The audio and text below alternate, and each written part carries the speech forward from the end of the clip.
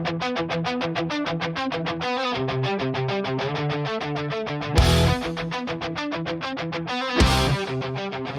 goes to the movies. Mark goes to the movies. Mark goes to the movies. Long kicks out. Mark goes to the movies. Mark goes to the movies. Mark goes to the movies.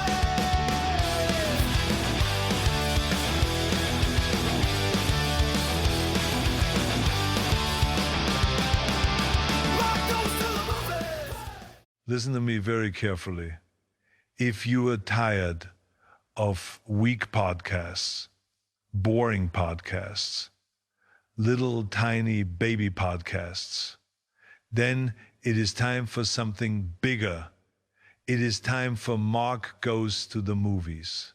This podcast has action, it has comedy, it has massive opinions about movies, music, pop culture, everything you want.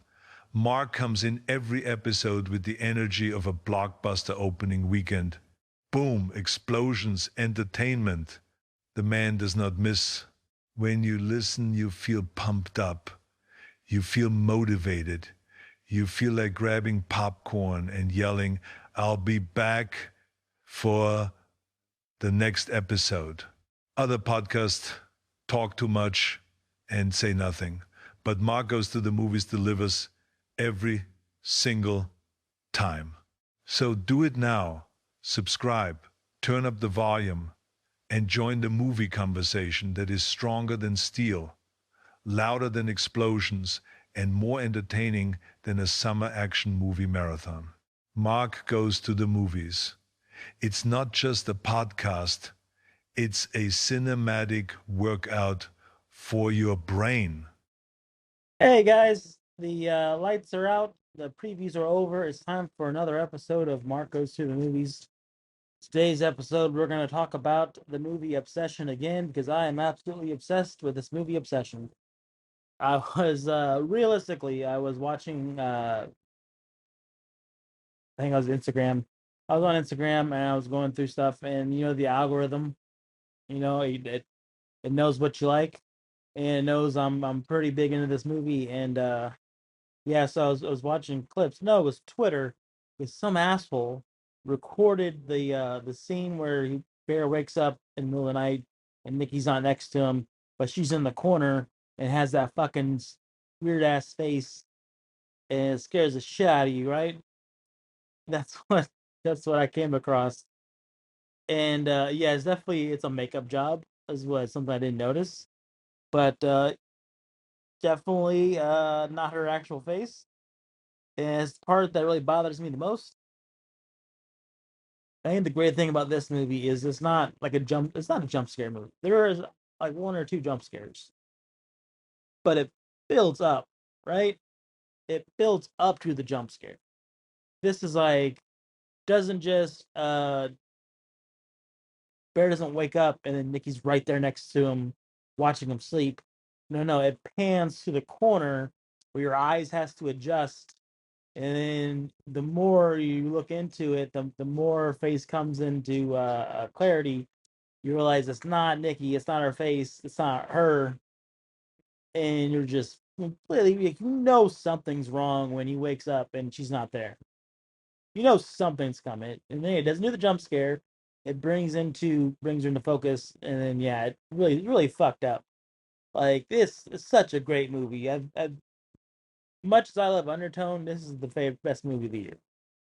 And I was wanting to go into some of the theories about this movie, about some of it goes. And the best part, I recommend going to see more of Curry Barker's stuff. He has a full length movie on YouTube. It's free called Milk and Cereal. You can you want for YouTube. It's pretty good. I liked it. There's another one. I'm not sure 100% where you could find this one at. This one's called The Chair. Let's look and see if it's on YouTube. I know I should have been more prepared, but you know, my shit's free too. The Chair. You still got The Chair from Curry Barker. I don't think it's this is the short that got him this movie actually. 24 minutes long.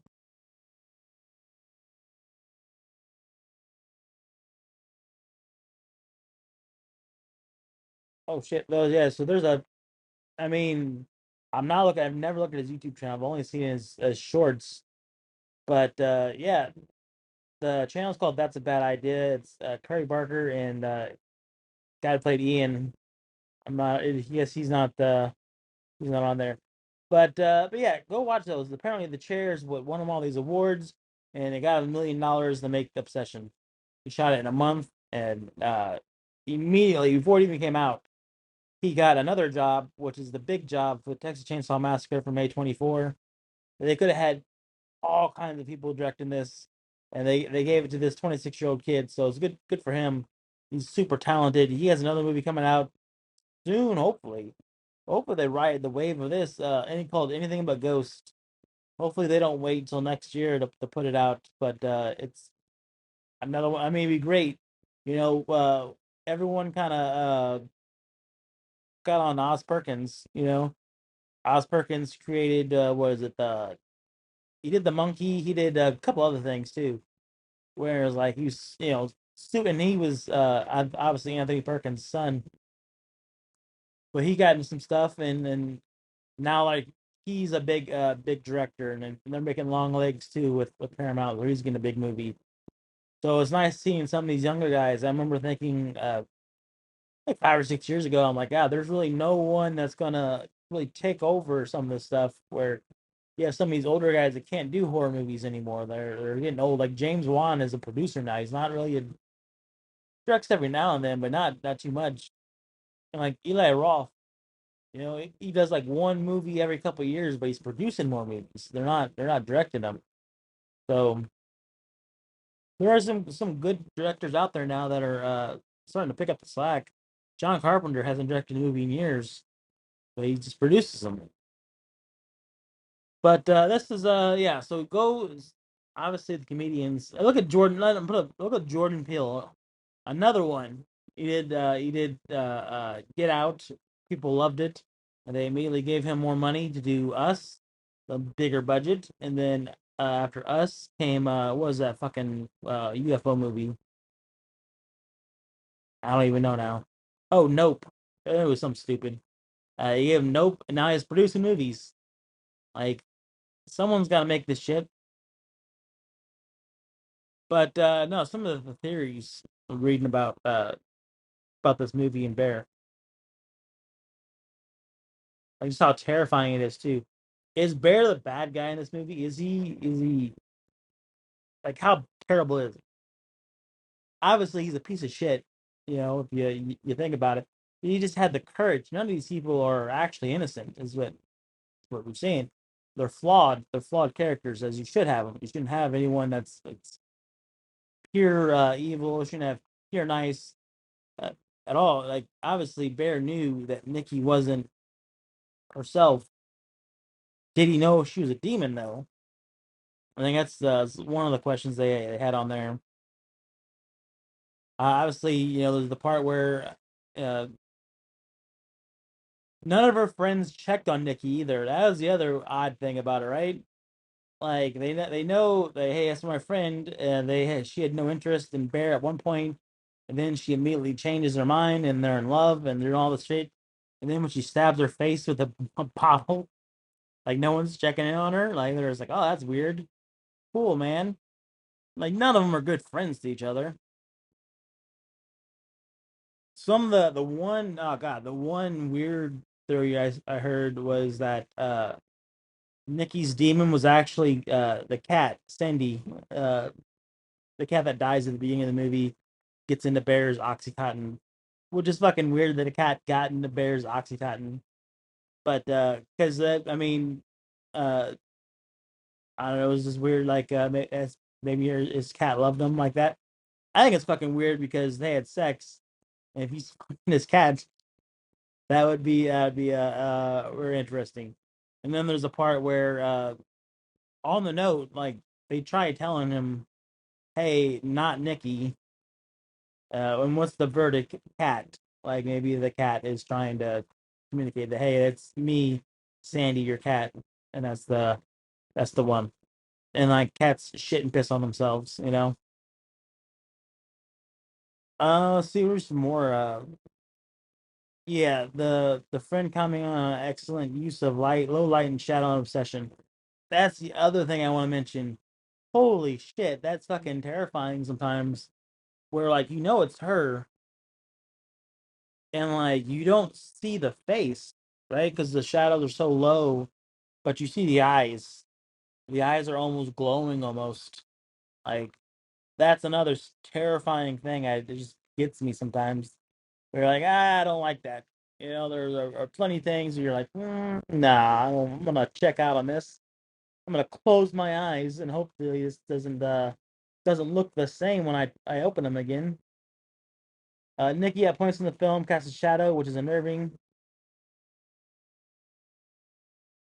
Uh, Phil in the film is cast in shadow, which is unnerving, but it also reflects the shadow of her former self. Nikki post-wish is not herself, whom's heightens cursed, reverted manifestation of Nikki that Bear obsessed over is essentially the film signaling that Bear didn't really know her at all. It's interesting. Yeah, maybe that's she became the person that Bear thought he wanted. The poem was really fucked up, and that the whole Bear party thing was really crazy. But also another great thing. I mean, technically, what he did rape her because like he had to know that wasn't Nikki, and then the absolutely just terrifying shit that she says when Bear sneaks out to meet Sarah, I think was the other girl's name, and Nikki, the real Nikki's awake, but the demon's asleep, and he's just communicating with her that just kill me, please. It's not even me. And Bear's like, what's so bad about being with me? And like at that point, all right, dude, you're fucking a piece of shit. This, and then he gets Sarah killed because it's gonna happen, right? That's the one jump scare I think that could classify as a jump scare is when Nikki uh, pops out the window and smashes Sarah's face with a brick. There's a ton of times. Apparently, the NC-17 version is a lot longer, and that goes on a lot further along. But yeah, is that technically a jump scare? Because something's gonna happen. She's gonna wake up. Kind of she hears everything. Also the line about a love that only a branch of a willow could bring seems like a straight up saying that the only way you would ever been with me is with a wish. And then yeah, Nikki saw him as a brother. The poem I'm talking about, anyways. Yeah, they're about the brother and sister and all that shit.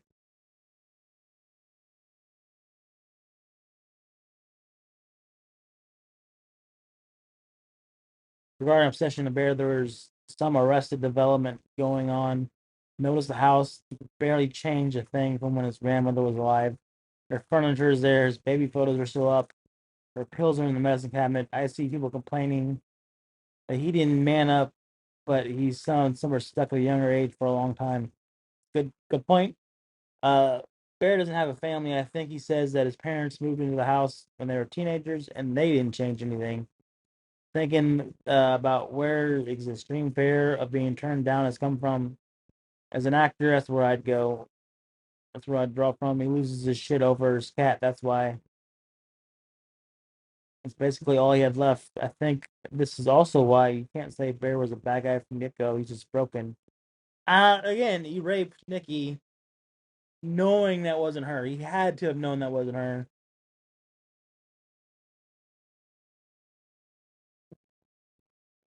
I don't know. Let's go to Reddit. This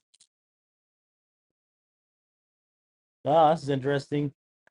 Post removed from moderators. Probably because they're spoiled stuff. Uh, yeah. Well, it's gonna happen to her at the end.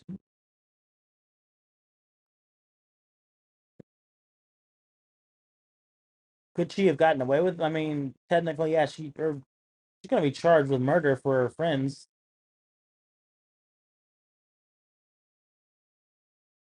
Maybe she says because her fingerprints are on the gun that shoots Ian, and she definitely killed Sarah. Maybe she can blame it on Bear and have him take the blame because she already used her wish.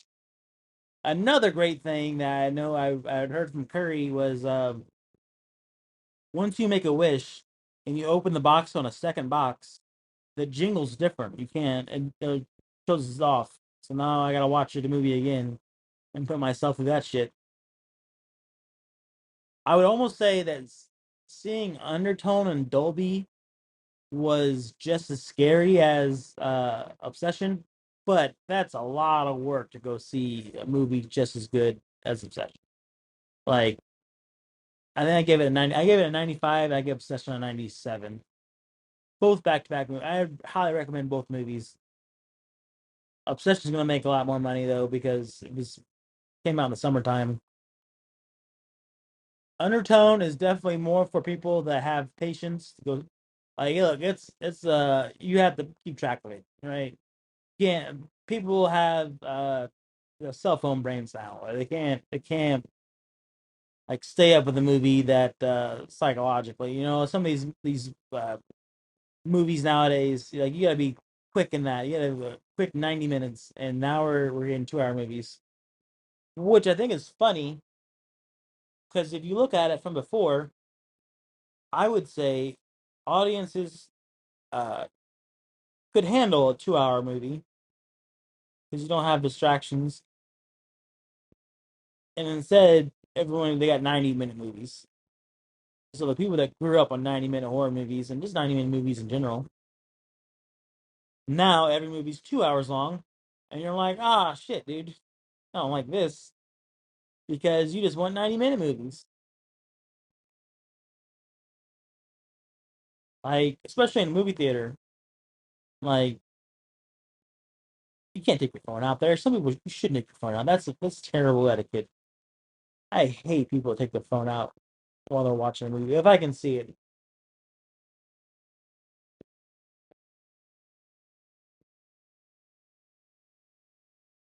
Oh, here we go. Here's a comment on the official Obsession movie that read she could have took that $1 billion from Ian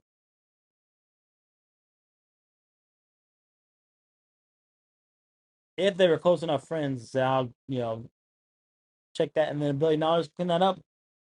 The best lawyer you can get.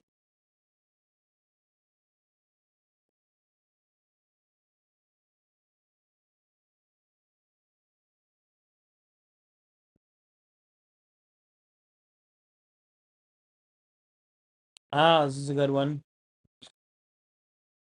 On the website for the One Much Pillow, which you could buy, I think it was $6.99.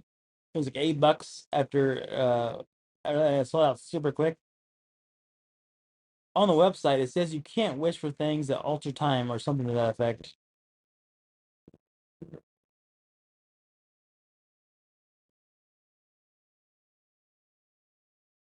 So you never would have been able to uh, get a second wish. Maybe that's what it was. I don't know. Let's see what this one says.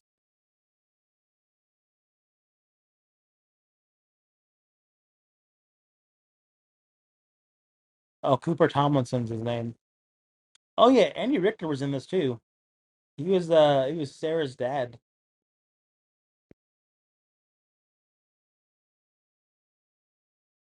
I wish I would have watched Hereditary this weekend. That's another one. I think I've seen clips of it. I think I tried watching a little bit of it. It just uh, again, it's probably the hipster in me, but yeah, it was gotten super popular super quick. Oh yeah, this is another great scene is when he calls the phone company or the wish company and is like, "Hey, I want to reverse my wish, cancel my wish. It's not going well." And he's like, "Oh, do you want to talk to Nikki?" And it's just her screaming. It was like, "Ah, you fucking son of a bitch." Although was Nikki a good person either? Because Nikki was fooling around with Ian.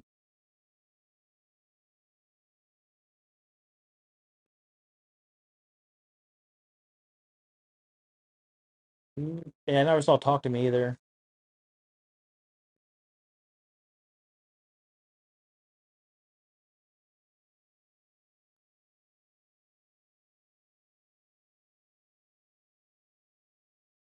Let's see. Yeah, I don't like sleeping at night anymore. I think that's my takeaway from this movie is that I don't like the corners in my house in my bedroom. So there's probably a 95% chance I will be sleeping in the living room for at least the summertime until I forget about this movie. Just again, I don't goddamn that fucking seeing her in the corner. Fuck that. God damn, dude. I remember I closed my eyes because I knew what was happening. As soon as she was out of that bed, I was like, that bitch better not be in that fucking corner. And I was like, sure enough, she's in that fucking corner. And her face was all fucked up. And she started saying all this weird shit. And I was like, yeah, nope, not looking at this. There's a reason why I sit in the very front. I do not want to sit uh anywhere close where anybody can see me. You know those commercials where they're like, go see Obsession and they're just showing the audience? Like, no, I don't want to be part of that at all. And then yeah, that's the other thing.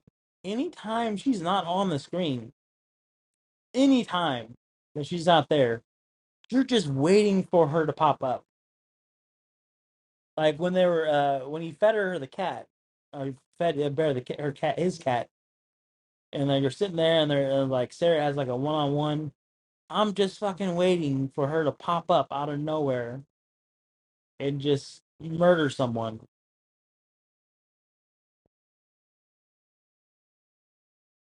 Let's see. Yeah, I mean, goddamn, dude. There was no one to root for in this, but you kind of you liked everyone. You're like, are you? I mean, the people that your friends are not great people. Goose has a thing for hookers. He's pretty sure he's done hard drugs, right? Like, I think of my like if Goose would have sit there and been like, I wish T Bone would love me forever and stop stealing my car. Like, goddamn, dude, I'd feel terrible for him. That's why I would think the characters work so great. You know, is that they're flawed, but like they're still somewhat likable. Like Bear just wanted to be loved. That's what everybody wants, right? Everybody wants to find someone to love them, and it would have been great if it was Nikki for him. I think towards the end he started to realize, well, Sarah's actually the one that actually liked me. Would have worked out way better. And then he gets her face smashed in, so that's not good. But yeah, I think that's what makes this movie so great.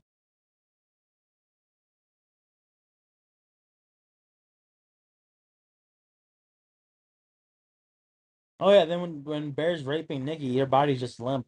That's fucked up. Feels anymore. Probably a little bit more. That is true. That small business just lost four of their best workers.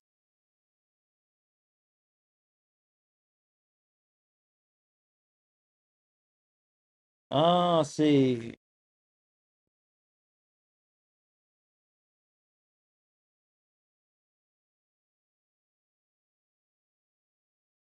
Yeah, there's not too many more. If you, I had to go with the $1 billion. Also, I absolutely love the fact that he got this from the Simpsons episode of Treehouse of Horror, where Homer gets the monkey's paw. Like that's awesome. Like that's one of my favorite ones. So the fact that Trey Barker is a Simpsons fan makes him one of my favorite directors. I would go him, Mike Flanagan.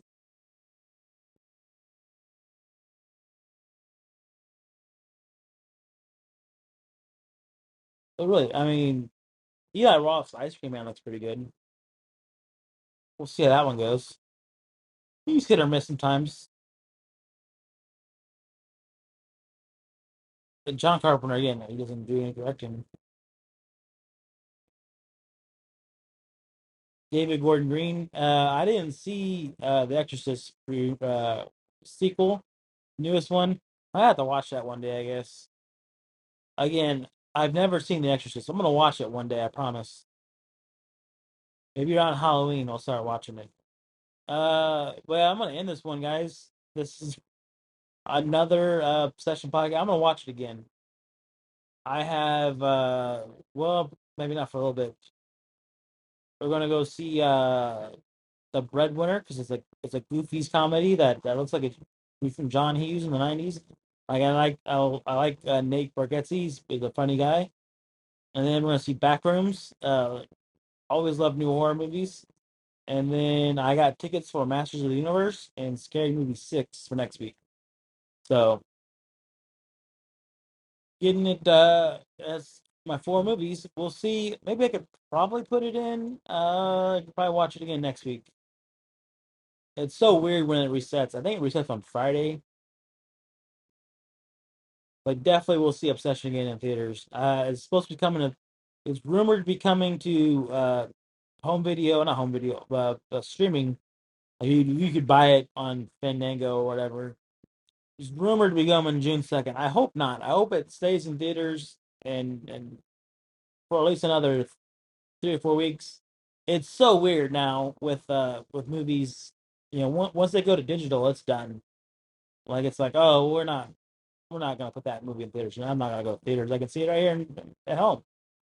Mortal Kombat 2 kind of did that, where they I don't think it went to theaters. It's not in theaters. It's still in theaters, but like it went to digital. I'll pull it up on my TV real fast. Watching more Tales from the Crypt right now.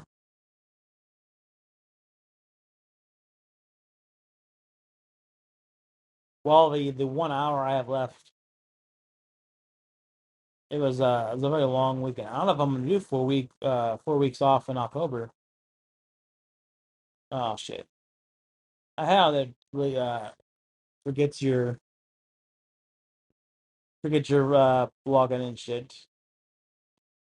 All right,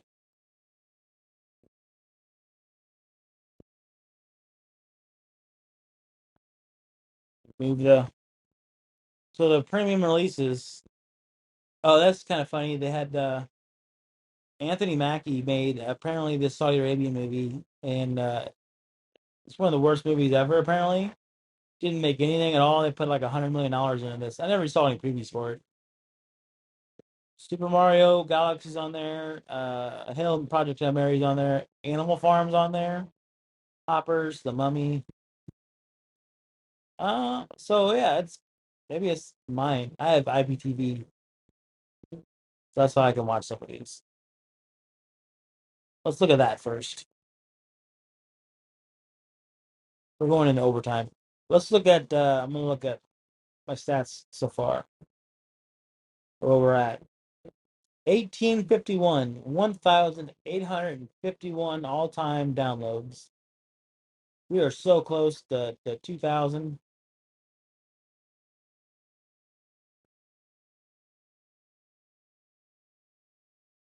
And then as far as making actual money on this, I think is another great thing. So I'll get an estimated balance, which is it updates. It's usually 3 days behind. So like it's counting up ads watched from Saturday right now, and then so that'll be my estimated balance, and then it goes through and it goes to available balance, which takes about 90 days to actually filter in there.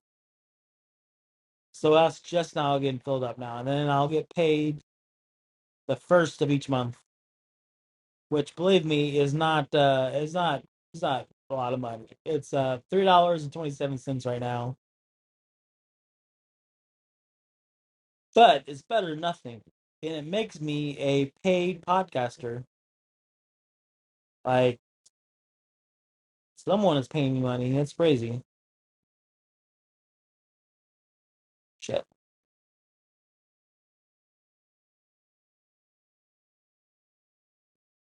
Yeah, normal and Mortal Kombat 2, that's the ones that are there.